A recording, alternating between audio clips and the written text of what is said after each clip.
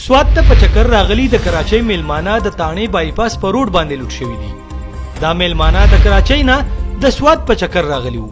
तो हम समझे कि ये कोई इदारे वाले बंदे हैं, क्योंकि उन्होंने फौजी कैप पहनी हुई थी, सिविल कपड़ों में थे. तो कार्ड आईडी कार्ड चेक करने के बहाने ये लोग हमारे पास आए और क्या कहते हैं, जैसे ही दरवाजा खोल के आईडी कार्ड चेक करने लगे तो उन्होंने गन्स निकाल के गन पॉइंट पे हमारे साथ 18 बंदे हैं गाड़ी में. सबसे जो है ना मोबाइल वॉलेट जो कुछ ले सकते थे वो लिया उन्होंने. سوات ته په چکر راغلي د کراچۍ میلمانه د تانې بایپاس په روډ باندې لوټ شوي دي. دا میلمانه د کراچۍ نه د سوات په چکر راغلي وو. خو چې د کومې علاقې نه د سوات حدود شروع کیږي هم په هغه ځای کې دا میلمانه د موبایل او نغدو پیسو نه خلاص شول. د دې واقعې نه پس د کراچۍ هغه میلمانه د سوات نه واپس لاړل. د سوات پریس کلب سابقه چیرمن او د سوات الکترونیک میډیا اسوسییشن صدر شهزاد عالم کاکا زموږ سره ولاین دی. هغه په زموږ سره د سوات په حالاتو تفصیلي خبرې کوي. جی شهزاد عالم کاکا, نن چې په سوات کې د سوات په حدودو کې د ملکن په علاقه کې چې کومه واقعه شوې ده دې ته تاسو په څه نظر ګورئ؟ جی دادا بالکل څنګه چې تاسو ویل دا د ملکن ایجنسی علاقه ده تانا بایپاس هلته چې کله نن د کراچۍ د یونیورسټۍ سټوډنټان چې د هغه تقریبا 2 سټوډنټانو هغه په کوسټر کې را روانو, هغوی ته هلته یو موټر مخې ته راغی او هغوی هغه وردول. کله چې هغوی وردول نو هغوی چې هغه د تورو د ملیشې جامې اغوستې او د پورسس ټوپۍ یې په سر وې, نو د هغو مطلب دا و چې دا به چېرته چیکینګ کوي یا به دغه کوي. خو چې هغه څنګه ګاډي ته راوختل نو هغوی اسلحه راوویسته, تماچې راوویستې او په دغه ټایم کې دغه 2 چې کوم سټوډنټان وو هغوی چې کالام ته روان وو هغه په دغه ټایم د موټروې چکدرې انټرچینج باندې راکوشي وو. نو د هغوی نه پرسونه, موبایل او څومره چې د هغوی سره پیسې یا هر څه هغه د هغې نه واخیستو. د بده مرغه په دې ټایم کې چې کوم دی په ملکن ډیویژن کې حالات چې کوم دي هغه د قابونه بهر شوي دي. قتلونه, رهزنیانې, ډکیتیانې او د دې قسمه که تاسو وګورئ تېرې څو ورځې مخکې په کالام کې واقعه وشوه, په ملم جبر روډ باندې واقعه وشوه او کم کسان چې کوم ټورست چې راغلو هغه چې کوم دی هغه لوټ کړی شو. دا د سوات د ملکن ډیویژن د تاریخ بدترینه واقعه ده, ځکه چې تر اوسه پورې په سوات کې داسې هېڅ قسمه واقعیات نه دي شوي. خو که تاسو وګورئ په موجوده حکومت کې چې کله بدامني, بېروزګاري او کم واقعیات راغلي دي او د خلکو قوت استطاعت چې کم دی هغوی جواب ورکړی, نو په هغې نه پس چې کم دی د سوات سره سره بشمول په ملکن ډیویژن کې د غلو, د ډکیتیانو, د رهزنیانو د هغې کاروایانې شروع شوي دي چې په دې وجه د ملکن ډیویژن په خلکو کې ډېر زیات تشویش او یره خوره شوي. کاکا دا راته هم ووایه چې په سوات کې داسې واقعې مخکې هم څو پیرې وشولې, نو دا تاسو دې ته په څه نظر ګورئ چې آیا دا د یو سازش په وجه باندې د سوات حالات خرابولی کېږي او که دا اسې عام غله دي؟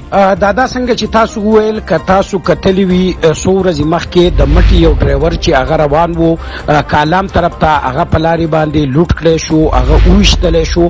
د دې سره سره پرون چې کوم دی په مټه کې د یو زنانه چې 25 کاله عمر و د هغې لاس چې کوم دی هغه د پټونه برآمد شوی دی. په لنډیکس کې یو سړی چې کوم دی هغه په قینچیانو چاړو په دې وویشتلی شو. په تختبند روډ باندې چې کوم دی یو ماشوم چې کوم دی د هغه لاش برآمد کړی شو. څو ورځې مخکې چې کوم دی د ګراسي ګروند شاته په پټو کې چې کوم دی یو ځوان د هغه لاش وموندلی شو چې هغه دومره په بېدردۍ سره قتل شوی و چې په هغه باندې بیا تیزاب اړولی شي و.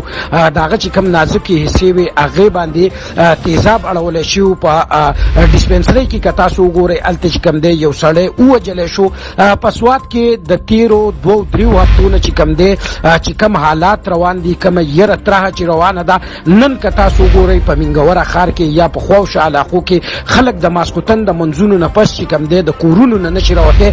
په افسوس مقام دا دی چې د خپل وزیر اعلی محمود خان ابایي ډسټرکټ دی, د هغه مورنۍ ډسټرکټ دی او د هغې باوجود چې کوم صورتحال په سوات کې روان دي, چې کوم د پولیس افسران دي, چې کوم مشر دی هغه چې کوم دی ویلی کېږي چې هغه د منی وزیر اعلی چې کوم دی احمد خان د هغه کلاس پیلو دی, هغه یو بدنامي زمانه ترین افسر دی او د هغه چې هر ځای ته تللی دی په هغه ځای کې داسې واقعیات شروع شوي دي. که تاسو وګورئ د سوات په مختلف علاقو کې د اغوا برای تاوان د بتخورۍ په کورونه په زورونو باندې خالی کول په هغې کې مکمل چې کوم دی دغه ضلعي افسران او دا ملوث دي. په دې وجه د سوات خلک چې کوم دی هغه د یرې ترو شکار دي. په سوات کې په بعضې تاڼو باندې داسې اسچوګان او دا کېنولی شوي چې د هغو ماضي چې کوم ده هغه داغداره ده او هغوی دا ویلی کېږي چې دا د خپلو علاقو خانان دي. خو یوه خبره به زه په دې ځای کې کومه خانان چې کوم دی هغه نوکریانې نه کوي، خانان دي په خپلو حجرو کې کینی.